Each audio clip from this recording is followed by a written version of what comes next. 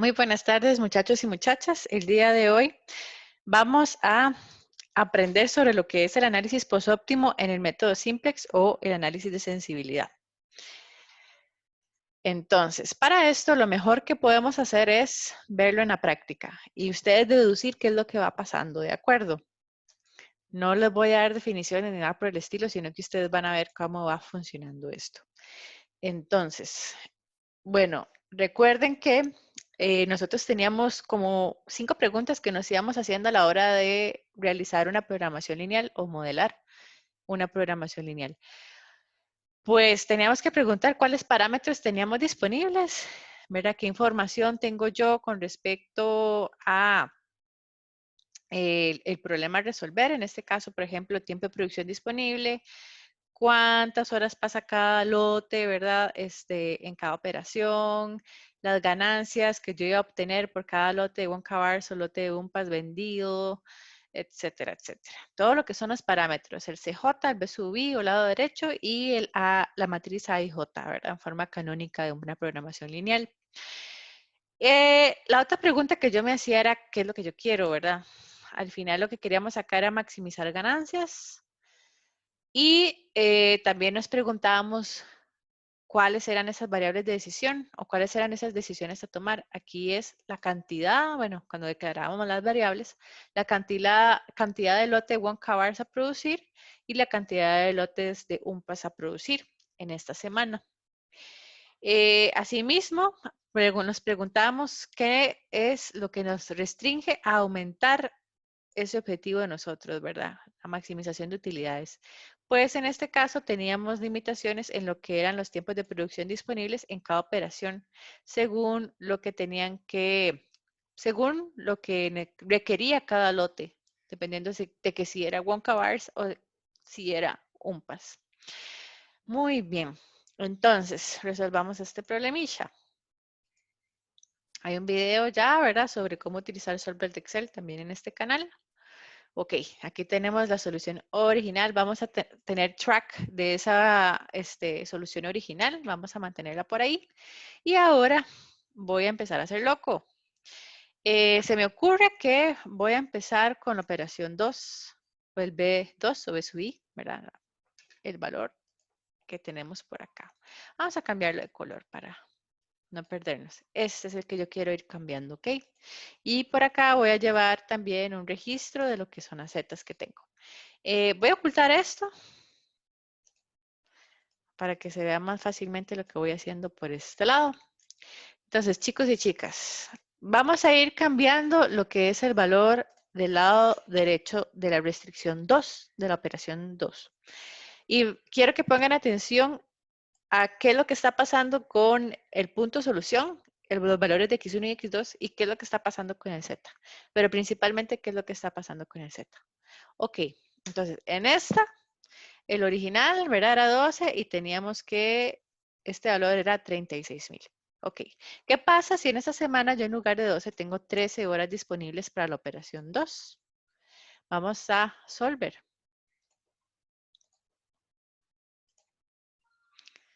Vamos a aceptar. Vean el punto, completamente distinto. Aquí 37,500. Y si quieren, vamos viendo lo que es la diferencia con respecto al original también. Esto es ahorita para que ustedes, no hay que hacerlo siempre, esto es simplemente que les estoy enseñando a que vean los detalles. Ok, 1,500 la diferencia, ¿verdad? ¿Qué pasa si yo tengo 2 horas más? ¿Qué pasa? Entonces vamos a cambiarlo acá, 14, y vamos de nuevo a mi solver, a resolver. Malos chistes de la profe. Ok, tengo 39,000. Vean que la diferencia ahora es de 3,000. ¿Van viendo una tendencia? Hagamos uno más para arriba. 15. Solo para los que no han visto todavía qué está pasando acá. Resolvamos. Ok, punto diferente otra vez, ¿verdad? En el anterior también había sido diferente. El punto, ojo, siempre va cambiando. Y ahora hay una diferencia de 4,500. ¿Qué es lo que está pasando ahí? Vean que por cada unidad que yo iba aumentando, ¿verdad? Si fue una unidad, esto era igual que tener el original 36,000 más 1,500. ¿Cierto?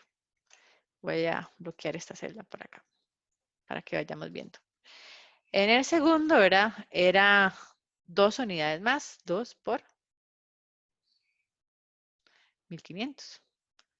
Acá, 3 unidades más, 3 por 1,500. ¿Cierto? Eso es lo que va pasando. Y si disminuyo, será la misma cosa. Vamos a ver, el original era 12. ¿Qué pasa si yo en lugar de 12 horas disponibles me di cuenta que algo pasó? Otros productos, otros lotes de otros productos necesitaban más horas o algo pasó con la máquina y necesitó mantenimiento. Ahora solo tengo 11 horas. Ok, vamos con las 11 horas el solver. Punto diferente y ahora 34,500. Diferencia de menos 1,500. Ahora con 10, solo para hacer uno más. Resolvamos. Menos 3,000. Diferencia ahora de menos 3,000 y ahora el Z es de 33,000. ¿Ven lo que está pasando aquí? Por cada unidad que yo aumento o disminuyo en el B sub 2, en esta restricción B sub 2, hay un cambio en Z de 1,500, ya sea aumento o disminución. ¿Ok? Listo. Súper bien. ¿Será que pasa para todo el mundo? Voy a ocultar esas celdas acá. ¿Será que pasa si yo lo hago con la operación 1? Digamos, a ver. Vean que se hace esto rapidísimo. Ok. Entonces, el original acá era 12, ¿verdad, chicos y chicas? Ahora voy a probar este que está acá. Vamos al valor original.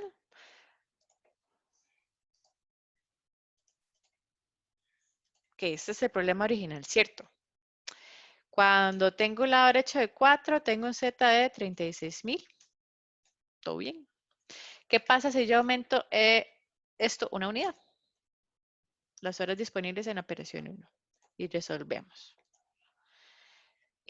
Ok, no pasó nada. No pasó nada. Digo, voy a meterle un poquillo más a ver qué sucede. Y no pasó nada. Vamos para abajo, vamos a ver qué pasa. Ahora vamos a disminuir entonces. Tal vez para abajo sí cambie, ¿verdad? Vamos a ver.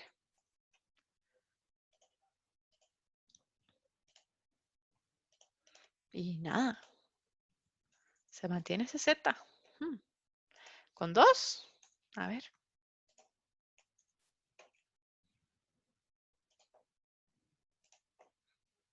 Hijo, nada. De ahí se me ocurre poner 1, ¿verdad? A ver qué es lo que está pasando.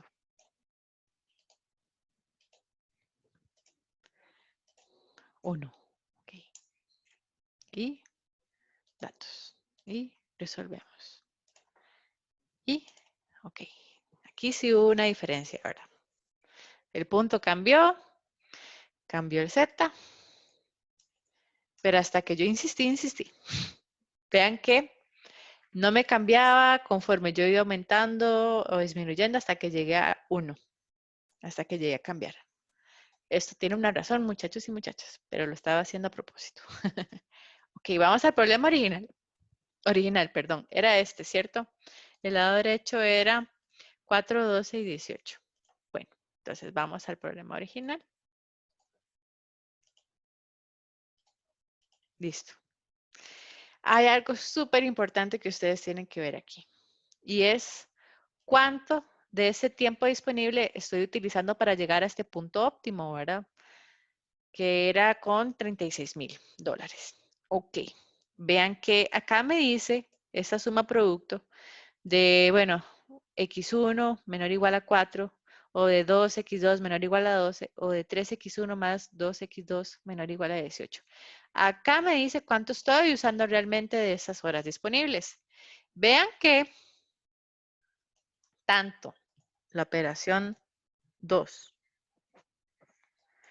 como la operación 3, tanto en la operación 2 como en la operación 3 se utilizan todas las horas disponibles. Mientras que acá, no. ¿Qué quiere decir eso? Muy sencillo. Cuando utilizamos todo el recurso disponible, ¿verdad? Tenemos una igualdad acá, estamos sobre la recta y lo que está pasando es que estas dos, la restricción 1 y la restricción 2, son las que me definen el punto óptimo. Y si estas son las que me definen el punto óptimo, obviamente que si yo cambio el lado derecho, va a modificarme inmediatamente lo que es el punto óptimo, porque estoy corriendo, ¿verdad? La restricción, la estoy corriendo. Entonces, evidentemente va a haber un cambio. Y acá en este caso, ¿verdad? Vean que yo tenía como cierta holgura. Solo estaba utilizando 2 horas de las 4. Entonces, cuando inclusive yo estoy en el igual, ¿verdad? 2 igual 2, todavía Z sigue siendo el mismo, pero cuando ya yo bajo de ese intervalo permisible, pues resulta ser que ya modifico lo que es la solución óptima y la restricción 1 ahora es vinculante. O ahora lo que hace esa restricción es que me define el punto óptimo. Y vean que en este informe de respuestas que ustedes obtuvieron, vamos a hacer esto un poquito más grandecito. Me dice cosas como, por ejemplo, lo que es el valor final, ¿verdad? Lo que es el Z. Me dice el valor final del X1 lote de Wonkavars, X2 lote de UMPAS. Y me dice de lo que son las restricciones, cuáles son vinculantes y cuáles no son vinculantes. ¿Ok? Esto es lo que les estaba comentando. Ay, perdón. Esto es lo que les estaba comentando ahora. Son vinculantes, entonces, cuando me definen el punto óptimo o, ¿verdad? Cuando se utiliza todo lo que es cuando se utiliza todo lo que es el recurso disponible en esas restricciones. Entonces, se utilizó todas las 12 horas, se utilizaron todas las 18 horas en las vinculantes. Restricción 2 y restricción 3. Son las restricciones que se intersecan en el punto óptimo, ¿verdad? Hay N cantidad de restricciones que se intersecan en el punto óptimo también por la cantidad N de variables que yo tenga. Tengo 2 variables en el problema, hay 2 restricciones que se están intersecando en ese punto óptimo, ¿verdad? Eso lo recuerdan de álgebra básica. Ok, sistemas de ecuaciones. Muy bien, entonces aquí ya tenemos ese concepto de vinculante y no vinculante, porque es que si yo modifico los lados derechos de una restricción vinculante, se modifica tanto el punto óptimo como el Z. ¿Y cómo sé cuál Z voy a llegar a tener? ¿Verdad? Ya vimos que con lo que era el lado derecho de la operación 2, eso variaba en 1500. 1500. ¿De dónde sale eso? Pues en el informe de sensibilidad hay 2 cosas que tenemos que aprender a analizar. El primero es las celdas de variables, que vamos a ver ahorita. Esto habla sobre la modificación de los valores del coeficiente objetivo, o sea, de la CJ. Veanla acá, 3000 y 5000. Yo ahorita estaba cambiando lo que era la restricción del lado derecho. Ah, bueno, cuando saqué este informe de sensibilidad, voy a volverlo a sacar para que no se enreden. Voy a eliminarlo. Ya tenía un 5 ahí, ese no es el original. Entonces aquí estoy en el primal.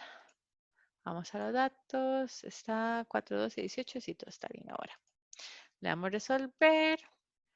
Y acá le voy a pedir el informe de sensibilidad o confiabilidad dependiendo de la versión de su solver, bueno, de su Excel. Entonces ahora sí, aquí está el 4 aquí. estaba esperando. Ok. Ojo, acá hay un 1500, un 0 y un 1000. Bueno, pues ustedes ya pueden definirme perfectamente qué es un precio sombra viendo lo que pasaba en lo que hicimos anteriormente. 1500 para la operación 2 es el precio sombra. ¿Qué quiere decir? Es una tasa de cambio, ¿verdad? Por cada unidad que yo aumente o disminuya del valor del lado derecho, hay una tasa de cambio en Z de 1500. Ya sea que yo aumente en una unidad, ¿verdad? Sumo 1500, o si yo disminuyo en una unidad, ¿verdad? Disminuyo 1500. Para esas restricciones de tipo menor o igual que. ¿Ok? Entonces, eso es un precio sombra. Interesante. Ahora, hay algo más que quiero enseñarles. Vamos a ver por acá. Ya les voy a compartir la pantalla. Vamos a... Aquí están viendo lo que es la guía del estudiante de esta semana. Figura 1, la tabla simplex final del problema de Charlie y la fábrica de chocolates. Ok, recuerden que cuando nosotros metimos los valores, hicimos una simplificación y lo dividimos entre 1000, ¿verdad? Para no tener que estar trabajando con miles dentro de la tabla y pusimos que eran 3 y 5 y un 36 para lo que es el Z. Esa es la tabla óptima. En la tabla óptima yo encuentro los precios sombra también. Vean que debajo de lo que es la holgura, acá, holgura, en esa columna, en la fila Z, encuentra el precio sombra. Este es un valor de 1.5, ¿verdad? Como yo lo había simplificado, había dividido entre 1000, si yo multiplico esto por 1000 es sus 1500. Entonces, el precio sombra va a estar en la tabla óptima, en la fila de 0, debajo de lo que son las holguras. ¿Ok? O excedencias, inclusive. Ahí es donde encontramos el precio sombra para las holguras respectivas o excedencias respectivas a cada restricción. ¿De acuerdo? Ahí están los precios sombra. Y también podemos verlo de forma gráfica, aprovechando que tenemos acá este ejemplo de Willy Wonka. Pues, si yo cambio en una unidad, disculpen, si yo cambio en una unidad lo que es el B sub I o el lado derecho o el recurso disponible y lo aumento a 13 en una unidad, lo que estoy haciendo es que estoy moviendo esta frontera de restricción, ¿cierto? Por ende, estoy modificando lo que es también el área factible. Esta era el área factible original, ¿verdad? Definida por estas rectas que están acá. En cambio, ¿verdad? Si yo me muevo, ahora la nueva área factible es toda esta. Ahora definida con esta nueva recta. Y cuando yo hago la diferencia en el cambio en Z, introduciendo, ¿verdad? Estos puntos, me doy cuenta que la diferencia es de 3 medios, 1.5 o, bueno, 1500. Acá recuerden que está simplificado. Entonces, gráficamente, cada vez que nosotros estamos modificando un lado derecho, lo que estamos haciendo es moviendo las restricciones. Entonces, evidentemente, si cambiamos una restricción de un lugar donde está definido el punto óptimo, ¿cierto? Si yo la muevo, entonces el punto óptimo va a cambiar y va a cambiar el Z. ¿Ok? Es un análisis de sensibilidad para lo que es el lado derecho. Entonces, devolvámonos ahora al Excel, al informe de sensibilidad. Entonces, si ustedes hacen ese mismo ejercicio de práctica con la operación 3, ¿verdad? Ir cambiando el valor de z, digo, perdón, del b sub 3 del lado derecho, se van a dar cuenta que sucede lo mismo, pero con un valor de 1000. Ahora, aquí hay algo interesantísimo, que es el permisible aumentar o permisible reducir. Entonces, trabajemos primero con este, que estaba acá, porque ese sí lo vimos pasar. Bueno,